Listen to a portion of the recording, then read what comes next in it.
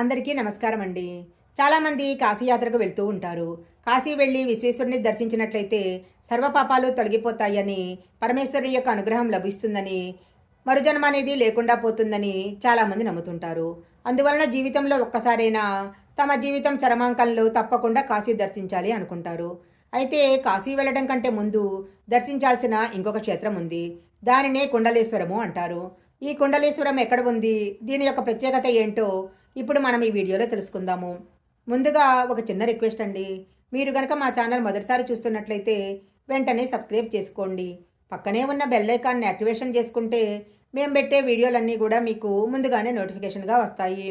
ఇక లేట్ చేయకుండా కుండలేశ్వరాన్ని గురించి తెలుసుకుందాము. కాశీ వెళ్ళడం కన్నా ముందు వెళ్ళి తీరాల్సిన క్షేత్రమే ఈ కుండలేశ్వరము. తూర్పుగోదావరి జిల్లాలో గోదావరి నది తీరాన ఈ క్షేత్రం ఉంది. ఆ ప్రాంతంలో గోదావరి నదిని వృద్ధ గౌతమి అని పిలుస్తారు. ఆ నదిలో స్నానం చేసి కుండలేశ్వర స్వామికి అభిషేకం చేయించుకున్న తర్వాత కాశీ వెళ్ళాలి. ఎందువల్లనంటే కాశీ వెళ్ళిన ప్రతి ఒక్కరూ గంగలో తప్పకుండా స్నానం చేస్తారు.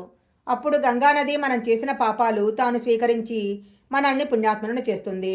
ఇలా ప్రతిరోజు ఉదయము అందరి వద్ద పాపాలు స్వీకరించి తెల్లని రాజహంస లాంటి గంగానది సాయంత్రానికల్లా నల్లని కాకిలా మారిపోతుంది. ఆ పాపభారం మొయ్యటము గంగమ్మ తల్లికి చాలా కష్టము. అందువలన ఎవరైనా పాపం చెయ్యని వారు వచ్చి స్నానం చేస్తే వారు తనను కలుషితం చేయని కారణంగా గంగాదేవి చాలా సంతోషించి వారిని మనస్ఫూర్తిగా ఆశీర్వదిస్తుందట. కాశీ అయినా హరిద్వార్ అయినా ఎక్కడైనా మనం గంగా స్నానం చేస్తామో అక్కడికి వెళ్లే ముందు కుండలేశ్వరం వెళ్ళి గోదావరి స్నానం చేసి కుండలేశ్వర స్వామిని అర్చించుకొని తర్వాత ఆయా పుణ్యక్షేత్రాలకు వెళ్ళాలి. అసలు ఈ కుండలేశ్వరం కథ ఏంటి? ఈ క్షేత్రంలో ప్రవహించే గోదావరి నదికి వ్యాసమహర్షి ఒక వరం ఇచ్చాడు. పార్వతీదేవి ఆజ్ఞ మేరకు వ్యాసమహర్షి కాశీని వదిలిపెట్టి విశ్వేశ్వరుని దర్శించుకోలేని దుఃఖాన్ని పోగొట్టుకోవటానికి అనేక క్షేత్రాలు దర్శించుకుంటూ ఉంటాడు. ఆ సమయంలోనే కుండలేశ్వరం వస్తాడు. దక్షయజ్ఞం తర్వాత యోగాగ్నిలో సతీదేవి దగ్ధమైన విషయము మనందరికీ తెలిసిందే. సతీదేవి యొక్క చెవికుండలం పడిన ఈ క్షేత్రంలో గోదావరి స్నానం చేసి కుండలేశ్వర స్వామిని దర్శించి ఆయన కాశీ విశ్వనాథుని దర్శించుకున్న అనుభూతిని పొందాడు.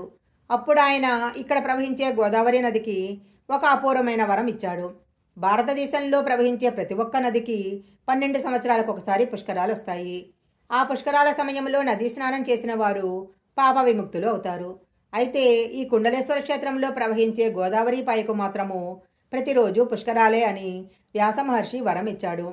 అందువలన ఈరోజు ఆ రోజు అని లేకుండా ఎప్పుడైనా సరే ఈ క్షేత్రంలో గోదావరి స్నానం చేసిన వారికి పుష్కర స్నాన ఫలం లభిస్తుంది. తరువాత వారు కాశీ హరిద్వార్ వంటి గంగా తీరంలో ఉన్న క్షేత్రాలు దర్శించుకుంటే గంగానది యొక్క అనుగ్రహం వలన కోరుకున్న కోరికలు గంగానది తీరుస్తుంది. ఇది కుండలేశ్వరం యొక్క పురాణ కథనము. బస్సులో కానీ రైల్లో కానీ విమానంలో కానీ రాజమండ్రి చేరుకున్న తర్వాత ట్యాక్సీలో ఈ కుండలేశ్వరం వెళ్ళొచ్చు. లేదా రాజమండ్రి నుంచి బస్సులో అమలాపురం వెళ్ళి అక్కడి నుంచి ఆటోలో కుండలేశ్వరం వెళ్ళొచ్చు.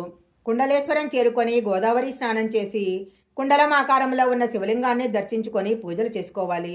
రుక్మిణీ సత్యభామ సమేత వేణుగోపాలస్వామి ఆలయం కూడా శివాలయ ప్రాంగణంలో ఉంది. వ్యాసపురాణంలోనూ కాశీఖండంలోనూ కూడా ఈ కుండలేశ్వర ఆలయాన్ని గురించి ప్రసక్తి ఉంది. ఈ వీడియో కనుక మీకు నచ్చినట్లయితే లైక్ చేయండి, షేర్ చేయండి. ఇలాంటి మరిన్ని వీడియోల కోసం మా ఛానల్ సబ్స్క్రైబ్ చేసుకోండి.